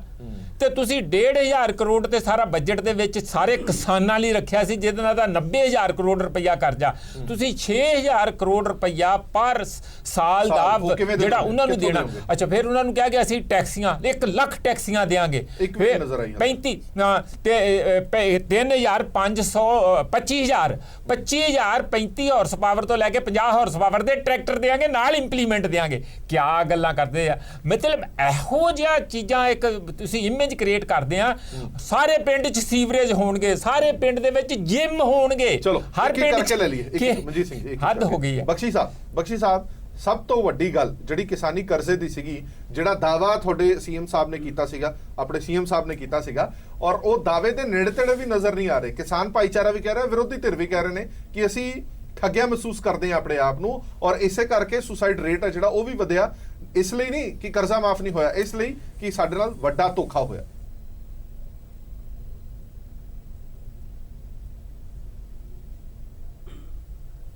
ਪੰਜਾਬ ਦੇ ਵਿੱਚ ਸਭ ਤੋਂ ਜਿਹੜੀ ਵੱਡੀ ਗੱਲ ਆ, ਕਿਸਾਨੀ ਮੁੱਦਾ ਬਣਿਆ। ਵਾਅਦਾ ਤਾਂ ਕੀਤਾ ਗਿਆ ਕਿਉਂਕਿ ਕਿਉਂਕਿ ਕਿਸਾਨ ਦਾ ਜਿਹੜਾ ਗਿਰਦਾ ਸਤਰ ਆ ਬਹੁਤ ਵੱਡੀ ਗੱਲ ਬਣ ਚੁੱਕੀ ਆ। ਕਿਸਾਨ ਇਸ ਵੇਲੇ ਬਿਲਕੁਲ ਮਾੜੇ ਹਾਲਾਤ 'ਚ ਆ। ਉਹਨਾਂ ਹਾਲਾਤਾਂ ਨੂੰ ਦੇਖ ਕੇ, ਕਿਉਂਕਿ ਕਰਜ਼ਾ ਮਾਫ, ਜਿਹੜਾ ਕਿਸਾਨੀ ਦਾ ਕਰਜ਼ਾ ਮਾਫ ਕਰਨਾ, ਇਹ ਸੈਂਟਰ ਗਵਰਨਮੈਂਟ ਦਾ ਕੰਮ ਹੁੰਦਾ ਆ, ਪਰ ਸੈਂਟਰ ਗਵਰਨਮੈਂਟ ਨੇ ਇਸ ਮੁੱਦੇ ਨੂੰ ਮੁੱਦਾ ਨਹੀਂ ਸਮਝਿਆ। ਇਸ ਤੋਂ ਪਹਿਲਾਂ ਮਨਮੋਹਨ ਸਿੰਘ ਜੀ ਨੇ ਕਰਜ਼ਾ ਮਾਫ ਕੀਤਾ ਸੀ ਕਿਸਾਨਾਂ ਦਾ। ਉਸ ਤੋਂ ਬਾਅਦ ਐਤਕੀ ਕੈਪਟਨ ਅਮਰਿੰਦਰ ਸਿੰਘ ਨੇ ਜੇ ਕਰਜ਼ਾ ਮਾਫ ਕਰਨ ਦਾ ਕਿਹਾ ਤੇ ਇਹਦੀ ਸ਼ੁਰੂਆਤ ਆ, ਕਿਉਂਕਿ ਕੋਆਪਰੇਟਿਵ ਬੈਂਕ ਜਿਹੜੇ ਆ ਇਹ ਸਿੱਧੇ ਪੰਜਾਬ ਸਰਕਾਰ ਦੇ ਥੱਲੇ ਆ। ਉਹਨਾਂ ਨੇ ਇਹਦਾ ਜਿਹੜਾ ਕਰਜ਼ਾ ਮਾਫੀ ਆ ਸ਼ੁਰੂ ਕੀਤੀ ਆ। ਇਸ ਤੋਂ ਬਾਅਦ ਵਾਰੀ ਸਿਰ ਭਾਵੇਂ ਆੜਤੀਆਂ ਦਾ ਕਰਜ਼ਾ ਆ, ਨੈਸ਼ਨਲ ਬੈਂਕਾਂ ਦਾ ਕਰਜ਼ਾ ਆ, ਉਹ ਵੀ ਉਸੇ ਤਰੀਕੇ ਨਾਲ 5 ਸਾਲਾਂ ਦੇ ਵਿੱਚ ਟੋਟਲ ਮਾਫ ਹੋਊਗਾ। ਬਖਸ਼ੀ ਸਾਹਿਬ ਬਜਟ ਦੇ ਵਿੱਚ 1500 ਕਰੋੜ ਰੁਪਏ ਦੀ ਐਲੋਕੇਸ਼ਨ ਰੱਖੀ ਗਈ ਹੈ ਇਸ ਸਾਲ। ਚਲੋ ਮੈਂ ਤੁਹਾਡੇ ਚੋਣ ਵਾਅਦੇ ਤੇ ਨਹੀਂ ਆਂਦਾ, ਮੈਂ ਘੱਟੋ ਘੱਟ ਉਸ ਤੇ ਆਨਾ ਕਿ ਬਜਟ ਦੇ ਵਿੱਚ ਜਿੰਨੀ ਰਕਮ ਤੁਸੀਂ ਰੱਖੀ ਗਈ ਹੈ ਉਹ ਤਾਂ ਘੱਟੋ ਘੱਟ ਖਰਚ ਕਰ ਲਓ। ਮੈਂ 1 ਸਾਲ ਦੀ ਉਹ ਕਹਿ ਰਿਹਾ, ਤੁਸੀਂ 1 ਸਾਲ ਦੀ ਰਕਮ ਤਾਂ ਖਰਚ ਕਰ ਲਓ। 1.5 ਕਰੋੜ ਰੁਪਏ ਦੇਖੋ 4 ਸਾਲ ਹੋ ਗਏ ਸੈਂਟਰ ਦੀ ਗਵਰਨਮੈਂਟ ਨੂੰ। ਜੇ ਉਹ ਚਾਹੁੰਦੇ ਤੇ ਜਿਹੜਾ ਕੋਆਪਰੇਟਿਵ ਦਾ ਸੈਂਸ ਆ ਉਹ 1 ਲੱਖ ਕਰੋੜ ਬਣਦਾ ਸਾਲ ਦਾ। ਜੇ ਦੇਣਾ ਚਾਹੁੰਦੇ ਉੱਥੋਂ ਦੇ ਸਕਦੇ ਸੀ, ਪਰ ਜੇ ਕੈਪਟਨ ਅਮਰਿੰਦਰ ਸਿੰਘ ਨੇ ਕਿਹਾ ਉਹਨਾਂ ਦੀ ਨੈਸ਼ਨਲ ਬੈਂਕਾਂ ਨਾਲ ਗੱਲ ਚੱਲ ਰਹੀ ਆ, ਵਾਅਦਾ ਤੁਸੀਂ ਕਰੋ, ਲੋਕਾਂ ਦੇ ਨਾਲ ਵਾਅਦਾ ਤੁਸੀਂ ਕੀਤਾ, ਕਿਸਾਨਾਂ ਦਾ ਪੂਰਨ ਕਰਜ਼ੀ ਦਾ ਵਾਅਦਾ ਤੁਸੀਂ ਕੀਤਾ, ਔਰ ਤੁਸੀਂ ਹੁਣ ਕਹਿੰਦੇ ਹੋ ਕਿ ਸੈਂਟਰ ਗਵਰਨਮੈਂਟ ਕਰੇਗੀ ਤਾਂ ਹੋਊਗਾ ਜਾਂ ਸੈਂਟਰ ਗਵਰਨਮੈਂਟ ਦੇ ਅੰਡਰ ਆਂਦਾ। ਜੇ ਤੁਹਾਨੂੰ ਪਤਾ ਸੀ ਕਿ ਸੈਂਟਰ ਗਵਰਨਮੈਂਟ ਦੇ ਅੰਡਰ ਆਂਦਾ ਹੈ ਕਿਸਾਨ ਕਰਜ਼ਾ ਮਾਫੀ ਦਾ, ਫਿਰ ਵਾਅਦਾ ਕਿਉਂ ਕੀਤਾ ਔਰ ਵਾਅਦਾ ਵੀ ਪੂਰਨ ਕਰਜ਼ਾ ਮਾਫੀ ਦਾ? ਮੇਰਾ ਕਹਿਣ ਦਾ ਮਤਲਬ ਆ ਜੇ ਚਾਹੁੰਦੇ ਸੈਂਟਰ ਗੰਭੀਰ ਹੁੰਦਾ ਇਸ ਮੁੱਦੇ ਦੇ ਉੱਤੇ, ਸੈਂਟਰ ਦੇ ਜਿਹੜੇ ਟਰੱਕ ਨੋਟਾਂ ਦੇ ਆਉਣੇ ਉਹ ਹੀ ਨਹੀਂ ਭੇਜੇ ਉਹਨੇ। ਜਿਹੜੇ ਵੱਡੇ ਟਰੱਕ ਨੋਟਾਂ ਦੇ ਆਉਣੇ ਸੀ, 4 ਸਾਲ ਲੰਘ ਗਏ, ਕਿਸੇ ਨੇ ਕਿਸੇ ਨੂੰ ਸਵਾਲ ਨਹੀਂ ਕੀਤਾ। ਪਰ ਕੈਪਟਨ ਅਮਰਿੰਦਰ ਸਿੰਘ ਨੇ ਜੋ ਕਿਹਾ, ਆ ਜਿਹੜਾ 2 ਕੈਂਪ ਲੱਗੇ ਆ ਜਿਨ੍ਹਾਂ 'ਚ ਕਰਜ਼ਾ ਮਾਫੀ ਹੋਈ ਆ, ਤੀਸਰੇ ਚੌਥੇ ਕੈਂਪ ਤੋਂ ਬਾਅਦ ਕੋਆਪਰੇਟਿਵ ਦਾ ਕਰਜ਼ਾ ਬਿਲਕੁਲ ਖਤਮ ਹੋ ਜਾਣਾ। ਉਸ ਤੋਂ ਬਾਅਦ ਵਾਰੀ ਆਉਣੀ ਆ ਨੈਸ਼ਨਲ ਬੈਂਕਾਂ ਦੀ, ਆੜਤੀਆਂ ਦੇ ਕਰਜ਼ੇ ਦੀ, ਜਿੱਥੇ 2 ਕੈਂਪ ਲੱਗੇ ਨੇ, 2 ਹੋਰ ਕੈਂਪ ਲੱਗੇ, ਕੋਆਪਰੇਟਿਵ ਦਾ ਕਰਜ਼ਾ ਖਤਮ, ਉਸ ਤੋਂ ਬਾਅਦ ਬੈਂਕਾਂ ਦੀ ਵਾਰੀ, ਉਸ ਤੋਂ ਬਾਅਦ ਆੜਤੀਆਂ ਦੀ ਵਾਰੀ। ਇਹ ਜਿਹੜਾ ਕਰੋਪ ਲੋਨ ਹੈ ਜੀ, ਇਹ ਕਰਜ਼ਾ ਨਹੀਂ ਹੁੰਦਾ, ਇਹ ਤਾਂ ਇੱਕ ਸਾਡੀ 6 ਮਹੀਨੇ ਦੀ ਟਰਮ ਹੈ। ਪਹਿਲੀ ਫਸਲ ਆਉਂਦੀ ਹੈ ਅਸੀਂ ਪੈਸਾ ਦੇ ਦਿੰਦੇ ਹਾਂ ਤੇ ਅੱਗੇ ਉਹ ਫੇਰ ਰਿਨਿਊ ਹੋ ਜਾਂਦਾ। ਪਿਛਲੀ ਵਾਰੀ ਬਲਕਿ ਸਾਰੀ ਸੁਸਾਇਟੀਆਂ ਡਿਫਾਲਟ ਕਰਾਤੀਆਂ, ਇਹਨਾਂ ਨੇ, ਲੋਕਾਂ ਨੇ ਕਰਜ਼ਾ ਨਹੀਂ ਭਰਿਆ ਵਾਸਤੇ, ਤੇ ਸਭ ਦੀ ਹਾਲਤ ਜਿਹੜੀ ਮਾੜੀ ਹੋ ਗਈ ਹੈ। ਜਿਵੇਂ ਮਿੱਤਲ ਸਾਹਿਬ ਨੇ ਕਿਹਾ ਵੀ ਇਹਦੇ ਨਾਲ ਡਿਵਰਸਿਫਿਕੇਸ਼ਨ ਦਾ ਵੀ ਵਾਅਦਾ ਕੀਤਾ ਸੀ। ਡਿਵਰਸਿਫਿਕੇਸ਼ਨ ਦਾ ਵਾਅਦਾ ਤਾਂ ਕਿਆ ਪੂਰਾ ਕਰਨਾ ਸੀ, ਉਲਟਾ ਜੋ ਸੀਡ, ਜੋ ਦਵਾਈਆਂ ਸੀਗੀਆਂ ਉਹ ਵੀ ਡੁਪਲੀਕੇਟ ਨਾ ਰੋਕ ਸਕੇ। ਕਿਸਾਨਾਂ ਦਾ ਰੋਪੜ ਜ਼ਿਲ੍ਹੇ ਦੇ ਵਿੱਚ ਤਾਂ 4-4 ਵਾਰ ਦਵਾਈ ਪਾ ਕੇ ਗੁੱਲੀ ਡੰਡਾ ਨਹੀਂ ਮਰਿਆ। ਉਸ ਤੋਂ ਬਾਅਦ ਸਾਡੀ ਜਿਹੜੀ ਜਿਣਸ ਸੀ ਮੰਡੀ ਦੇ ਵਿੱਚ 1% ਮਾਰਕੀਟ ਫੀਸ ਲਾਤੀ, ਰੂਰਲ 1% ਲਾਤੀ, ਉਹਦੇ ਵਿੱਚੋਂ ਹੀ ਕੱਢ ਕੇ ਥੋੜਾ ਜਿਹੇ ਪੈਸੇ ਪਾਏ ਇਹਨਾਂ ਨੇ, ਤੇ ਉਹ ਜਿਹੜੀਆਂ ਸਾਡੀਆਂ ਲਿੰਕ ਸੜਕਾਂ ਬਣਨੀਆਂ ਸੀ, ਮੰਡੀਆਂ ਦਾ ਸੁਧਾਰ ਹੋਣਾ ਸੀ, ਉਹ ਲਾਸ ਸਾਨੂੰ ਲੱਗ ਹੋ ਰਿਹਾਗਾ। ਤੇ ਦੂਸਰੇ ਪਾਸੇ ਜਿਹੜਾ ਕਿਸਾਨੀ ਦੇ ਵੱਲ ਧਿਆਨ ਕੋਈ ਨਹੀਂ ਹੈ।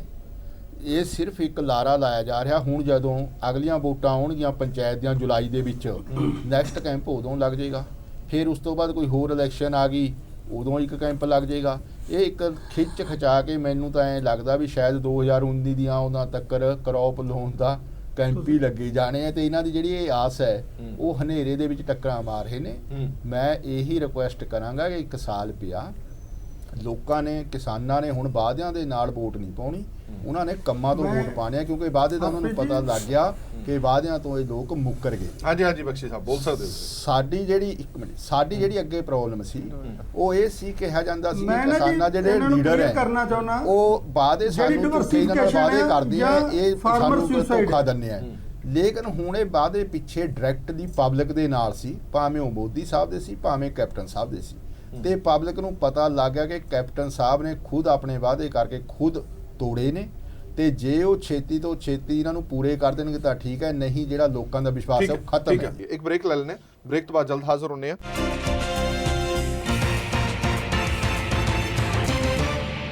ਸਾਡੇ ਨਾਲ 2 ਖਾਸ ਮਹਿਮਾਨ ਹੋਰ ਜੁੜ ਗਏ ਨੇ ਵਿਚਾਰ ਚਰਚਾ ਦੇ ਵਿੱਚ। ਜਗਜੀਤ ਸਿੰਘ ਜੀ ਜੁੜੇ ਨੇ, ਕੰਪਿਊਟਰ ਅਧਿਆਪਕ ਯੂਨੀਅਨ ਦੇ ਪ੍ਰਧਾਨ ਨੇ ਰੋਪੜ ਤੋਂ। KS ਮਾਹਲ ਸਾਹਿਬ ਜੁੜੇ ਨੇ ਸਾਡੇ ਨਾਲ, ਇੰਡਸਟਰੀ ਦੇ ਨਾਲ ਜੁੜੇ ਹੋਏ ਨੇ। ਜਗਜੀਤ ਸਿੰਘ ਜੀ, ਮੈਂ ਤੁਹਾਡੇ ਤੋਂ ਜਲਦੀ ਦੇ ਵਿੱਚ, ਆਪਣੇ ਕੋਲ ਟਾਈਮ ਬੜਾ ਘੱਟ ਹੈ, ਤੁਹਾਡੀਆਂ ਕੀ ਮੰਗਾਂ ਨੇ? ਤੁਸੀਂ ਪਿਛਲੇ ਕਾਫੀ ਸਮੇਂ ਤੋਂ ਸੰਘਰਸ਼ ਵੀ ਕਰ ਰਹੇ ਹੋ, ਪਹਿਲਾਂ ਤਾਂ ਤੁਸੀਂ ਆਪਣੀ ਮੰਗਾਂ ਦੱਸੋ ਕਿ ਇਹਦੇ ਵਿੱਚ ਸੱਚਾਈ ਹੈ ਕਿ ਤੁਸੀਂ 50,000 ਰੁਪਏ ਤਨਖਾਹ ਲੈ ਰਹੇ ਹੋ ਔਰ ਤੁਹਾਨੂੰ ਹੁਣ ਕਿਹਾ ਜਾ ਰਿਹਾ ਕਿ ਤੁਸੀਂ 10,000 ਰੁਪਏ ਤਨਖਾਹ? ਹਰਪ੍ਰੀਤ ਵੀਰ ਜੀ, ਇਹਦੇ ਵਿੱਚ ਸਾਨੂੰ 1/7/2011 ਨੂੰ ਪੰਜਾਬ ਸਰਕਾਰ ਦੁਆਰਾ ਰੈਗੂਲਰ ਕੀਤਾ ਗਿਆ ਸੀ, ਜਿਹੜੇ ਪ੍ਰੋਪਰ ਮੰਤਰੀ ਪਰਿਸ਼ਦ ਤੋਂ ਰਾਜਪਾਲ ਤੋਂ ਹੁਕਮ ਜਾਰੀ ਕਰਾ ਕੇ ਪੂਰੀ ਪਰਮਿਸ਼ਨ ਦੇ ਨਾਲ ਸਾਡੇ ਤੇ ਜਿਹੜੇ ਹੁਕਮ ਲਾਗੂ ਕੀਤੇ ਗਏ ਸੀ। ਠੀਕ ਹੈ। ਉਦੋਂ ਤੋਂ ਕੰਪਿਊਟਰ ਦੇ ਆਪਕਨ ਜੋ ਕਿ ਸ਼ਰਤ ਪ੍ਰਵੇਸ਼ਨ ਦੀ ਪਹਿਲਾਂ 2.5 ਸਾਲ ਦੀ ਰੱਖੀ ਗਈ ਸੀ ਵੀ 2.5 ਸਾਲ ਸਰਵਿਸ ਹੈ ਜਿਹੜੀ ਉਹ ਪੂਰੀ ਬੇਦਾਗ ਹੋਣੀ ਚਾਹੀਦੀ ਆ। ਉਸ ਤੋਂ ਬਾਅਦ 2 ਸਾਲ ਦਾ ਫਿਰ ਪ੍ਰਵੇਸ਼ਨ ਪੀਰੀਅਡ ਰੱਖਿਆ ਗਿਆ ਜੋ ਕਿ ਅਸੀਂ ਕਲੀਅਰ ਕਰਿਆ। ਇਹ ਜਿਹੜੇ ਪ੍ਰਵੇਸ਼ਨ ਪੀਰੀਅਡਾਂ ਦੀਆਂ ਗੱਲਾਂ ਕਰਦੇ ਅਸੀਂ ਤਾਂ ਪ੍ਰਵੇਸ਼ਨ ਪੀਰੀਅਡ ਕਰਦੇ ਹੀ ਬੁੜੇ ਹੋ ਜਾਾਂਗੇ ਕਿਉਂਕਿ ਅਸੀਂ 2-3 ਪ੍ਰਵੇਸ਼ਨ ਪੀਰੀਅਡ ਆਲਰੇਡੀ ਪੂਰੇ ਕਰ ਚੁੱਕੇ ਹਾਂ।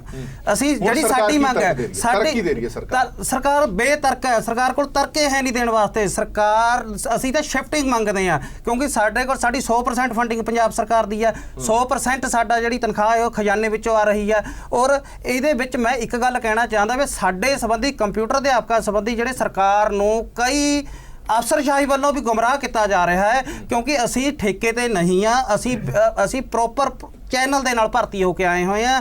ਸਾਡੇ ਕੋਲ ਹਰ ਇੱਕ ਸਾਡਾ ਜਿਹੜਾ ਸੀਐਫ ਆ ਪੂਰੀ ਕੁਆਲੀਫਿਕੇਸ਼ਨ ਕਰਦਾ, 8-8 ਲੱਖ ਲਾ ਕੇ ਡਿਗਰੀਆਂ ਪ੍ਰਾਪਤ ਕੀਤੀਆਂ ਹੋਈਆਂ।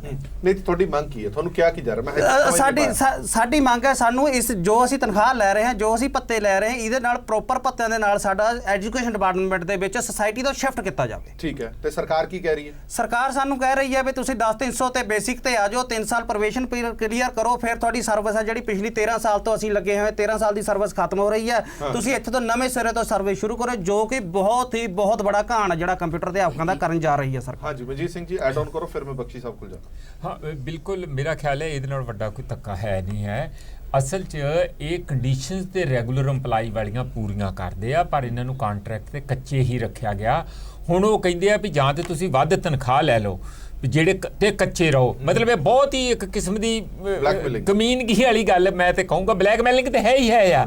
ਵੈਸੇ ਵੀ ਕਿੱਡੀ ਇਹ ਨਹੀਂ ਮੰਨਿਆ ਕਿ ਤੁਸੀਂ 30-35 ਹਜ਼ਾਰ ਰੁਪਈਆ ਕਿਸੇ ਨੂੰ ਤਨਖਾਹ ਦੇ ਰਹੇ ਆ, ਬੰਦੇ ਦਾ ਉਹਦੇ ਉਸ ਸਮੇਂ ਦੇ ਵਿੱਚ ਪਿਛਲੇ 5-7 ਸਾਲਾਂ 'ਚ ਵਿਆਹ ਹੋ ਗਿਆ, ਬੱਚਿਆਂ ਨੂੰ ਉਹਨੇ ਆਪਣੇ ਸਕੂਲ ਕਿਸੇ ਖਾਸ ਆਪਣੇ ਜਿੰਨੀ ਉਹਦੀ ਤਨਖਾਹ ਉਹਦੇ ਮੁਤਾਬਕ ਸਕੂਲ 'ਚ ਪਾ ਲਿਆ।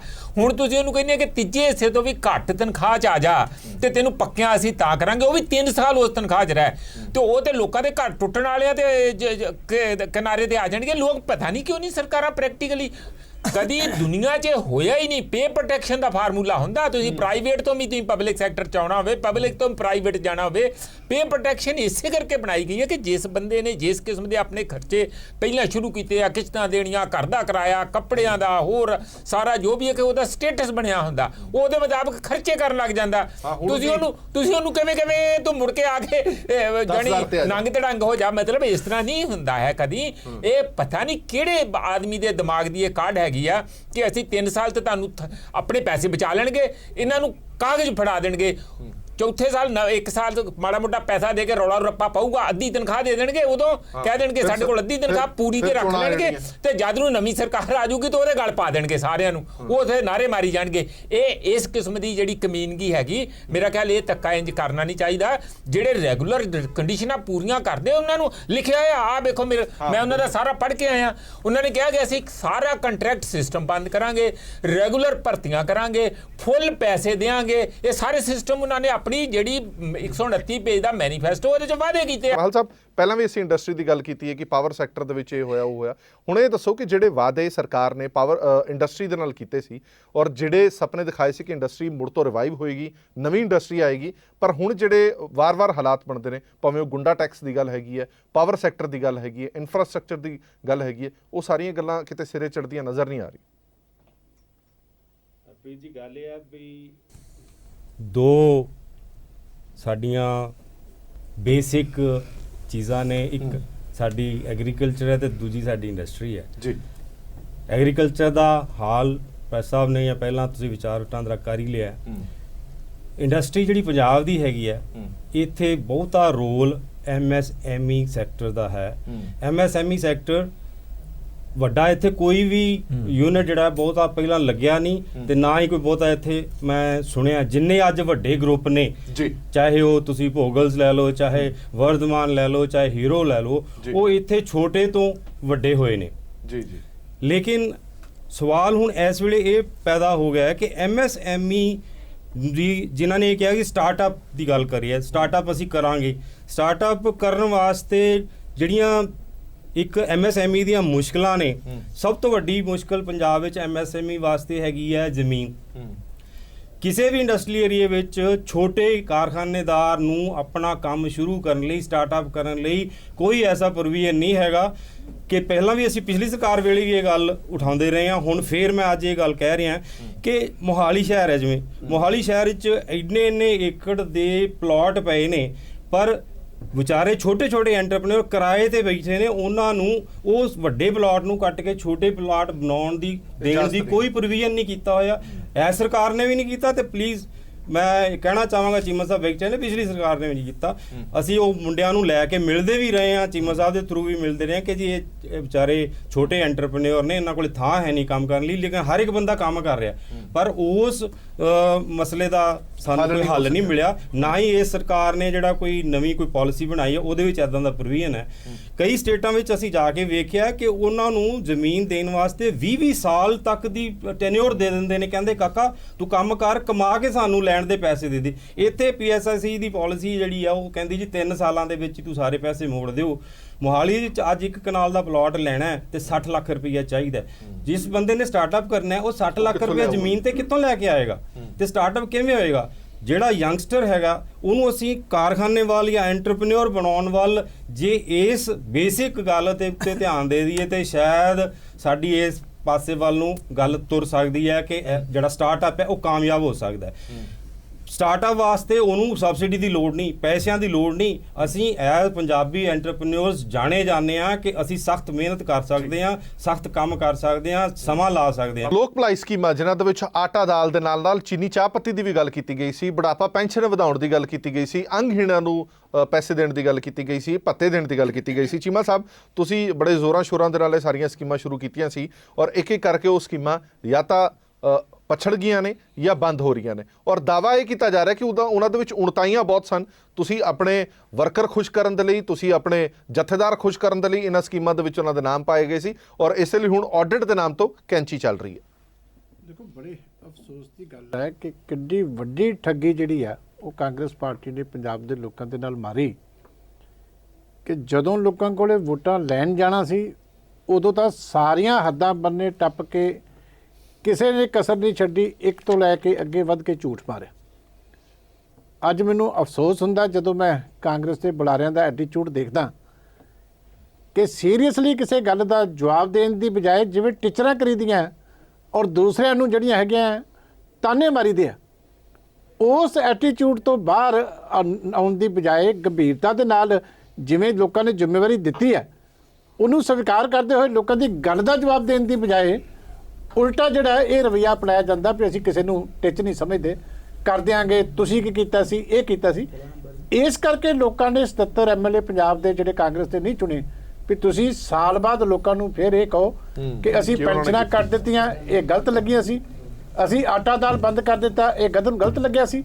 ਮੈਂ ਤੁਹਾਨੂੰ ਪੁੱਛਣਾ ਚਾਹੁੰਦਾ ਕਿ ਤੁਸੀਂ ਕਿੰਨਾ ਕੁ ਗਰੀਬੀ ਦਾ ਲੈਵਲ ਜਿਹੜਾ ਗਰੀਬ ਦਾ ਉੱਚਾ ਕਰ ਦਿੱਤਾ, ਜਿਹਦੇ ਕਰਕੇ ਤੁਸੀਂ ਤਾਂ 2500 ਰੁਪਏ ਦੇਣ ਦੀ ਗੱਲ ਕਰਦੇ ਸੀ, ਤੁਸੀਂ 500 ਵੀ ਜਿਹੜਾ ਮਿਲਦਾ ਸੀ ਸਾਡੇ ਟਾਈਮ ਦੇ ਉੱਤੇ ਗਰੀਬ ਬਜ਼ੁਰਗਾਂ ਨੂੰ, ਮਾਤਾਵਾਂ ਨੂੰ, ਵਿਧਵਾਵਾਂ ਨੂੰ, ਉਹ ਵੀ ਉਹਨਾਂ ਦਾ ਬੰਦ ਕਰ ਦਿੱਤਾ ਔਰ ਉਲਟਾ ਉਹਨਾਂ ਤੇ ਦੂਸ਼ਣਬਾਜ਼ੀ ਕਰ ਰਹੇ ਹੋ ਵੀ ਇਹ ਗਲਤ ਲੱਗ ਗਿਆ ਸੀ।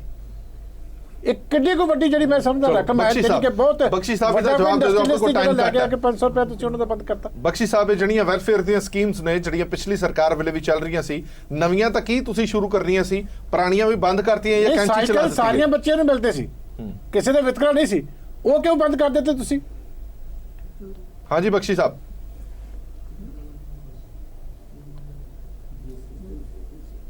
ਮੈਂ ਇਹਦੇ ਚ ਗੱਲ ਐਡ ਆਨ ਕਰ ਦਿੰਦਾ। ਦੇਖੋ ਵੈਲਫੇਅਰ ਸਟੇਟ ਦਾ ਕਨਸੈਪਟ ਹੈ ਸੰਵਿਧਾਨ ਦੇ ਵਿੱਚ, ਸਰਕਾਰ ਨੇ ਲੋਕਾਂ ਦੀ ਲੋਕ ਭਲਾਈ ਕਰਨੀ ਹੁੰਦੀ ਹੈ ਬਿਲਕੁਲ, ਪਰ ਇਹ ਸਰਕਾਰ ਜਿਹੜੀ ਚੱਲ ਰਹੀ ਹੈ ਪਿਛਲੇ 1 ਸਾਲ ਤੋਂ ਇਹ ਤਾਂ ਇਹ ਨਜ਼ਰ ਆ ਰਿਹਾ ਕਿ ਘਾਟੇ ਵਾਧੇ ਅਕਾਊਂਟਸ ਮਤਲਬ ਗਿਣ ਰਹੀ ਹੈ, ਨਫੇ ਮੁਨਾਫੇ ਮਤਲਬ ਜਿਵੇਂ ਟ੍ਰੇਡਿੰਗ ਕੰਪਨੀ ਚੱਲਦੀ ਹੁੰਦੀ ਹੈ ਔਰ ਮਨਪ੍ਰੀਤ ਬਾਦਲ ਉਸ ਕੰਪਨੀ ਦੇ ਮਨੀਮ ਨੇ ਜਿਹੜੇ ਕਿਸੇ ਹਿਸਾਬ ਕਿਤਾਬ ਦੇ ਵਿੱਚ ਪਏ ਹੋਏ ਨੇ। ਇਹ ਤਾਂ ਜਿਹੜੇ ਤੁਸੀਂ ਵਾਅਦੇ ਗਿਣਾਏ ਨੇ, ਜਿਹੜੀਆਂ ਲੋਕ ਭਲਾਈ ਸਕੀਮਾਂ ਤੁਸੀਂ ਜ਼ਿਕਰ ਕੀਤਾ, ਇਸ ਤੋਂ ਇਲਾਵਾ ਇੱਕ ਸਕੀਮ ਹੋਰ ਜਿਹੜੀ ਬੜੀ ਇੰਪੋਰਟੈਂਟ ਆ ਜਿਹੜੀ ਕਿ NRHM ਦੇ ਤਹਿਤ ਜੱਚਾ ਬੱਚਾ ਔਰਤਾਂ ਨੂੰ 80 ਕਰੋੜ ਰੁਪਇਆ ਮਤਲਬ ਉਹਨਾਂ ਦੀ ਡਾਈਟ ਵਾਸਤੇ, ਉਹਨਾਂ ਦੀ ਮੈਡੀਕਲ ਫੈਸਿਲਿਟੀ ਵਾਸਤੇ, ਨਿਊਲੀ ਬੋਰਨ ਬੇਬੀ ਵਾਸਤੇ ਤੇ ਉਹਦੀ ਮਦਰ ਵਾਸਤੇ, ਉਹ ਜਿਹੜਾ 80 ਕਰੋੜ ਰੁਪਇਆ ਸੈਂਟਰਲ ਗਵਰਨਮੈਂਟ ਦਾ ਨੈਸ਼ਨਲ ਰੂਰਲ ਹੈਲਥ ਮਿਸ਼ਨ ਦੇ ਤਹਿਤ ਆਉਂਦਾ ਸੀ, ਉਹ ਵੀ ਸਰਕਾਰ ਨੇ ਫੰਡ ਡਾਇਵਰਟ ਕਿਸੇ ਹੋਰ ਪਾਸੇ ਕਰ ਲਏ, ਉਹ ਵੀ ਨਹੀਂ ਮਿਲ ਰਹੇ। ਜਦੋਂ ਦੀ ਸਹੀ ਸਰਕਾਰ ਆਈ ਉਹ ਵੀ ਬੰਦ ਰਹੇ। ਸੋ ਇਹ ਲੋਕ ਭਲਾਈ ਸਕੀਮਾਂ। ਹਾਂਜੀ ਪ੍ਰੋਫੈਸਰ ਸਾਹਿਬ, ਇੱਕ ਆਖਰੀ ਸਟੇਟਮੈਂਟ ਮੈਨੂੰ ਲੱਗਦਾ ਬਖਸ਼ੀ ਸਾਹਿਬ ਉੱਠ ਗਏ ਨੇ, ਆਖਰੀ ਸਟੇਟਮੈਂਟ ਫਿਰ ਆਪਾਂ ਵਾਈਂਡ ਅਪ ਕਰਾਂਗੇ। ਮੇਰਾ ਤੇ ਇੰਨਾ ਹੀ ਹੈ ਕਿ ਜਿਹੜਾ 500 ਰੁਪਇਆ ਕਿਸੇ ਵੀ ਬੁਢਾਪੇ ਦੀ ਪੈਨਸ਼ਨ ਨੂੰ ਦੇਣਾ, ਇਹ ਉਹਨਾਂ ਦੀ ਬੇਇੱਜ਼ਤੀ ਨਿਰਾਦਰ ਕਰਨਾ ਹੈ। 500 ਰੁਪਏ ਦੇ ਅੱਜ ਕੱਲ੍ਹ ਕੀ ਬਣਦਾ? ਜੇ ਆਪਾਂ ਉਹਨਾਂ ਨੂੰ ਚਾਹੁੰਦੇ ਕਿ ਘਰ ਵਿੱਚ ਉਹਨਾਂ ਦੇ ਲੋਕ ਆਦਰ ਮਾਣ ਕਰਨ, ਬਜ਼ੁਰਗਾਂ ਦਾ ਸਤਿਕਾਰ ਹੋਵੇ, ਘੱਟੋ ਘੱਟ ਤੁਹਾਨੂੰ 5000 ਸੋਚਣਾ ਚਾਹੀਦਾ ਆ। ਜੇ ਤੁਸੀਂ ਨਹੀਂ ਦੇ ਸਕਦੇ 2500 ਹੀ ਦਿਓ।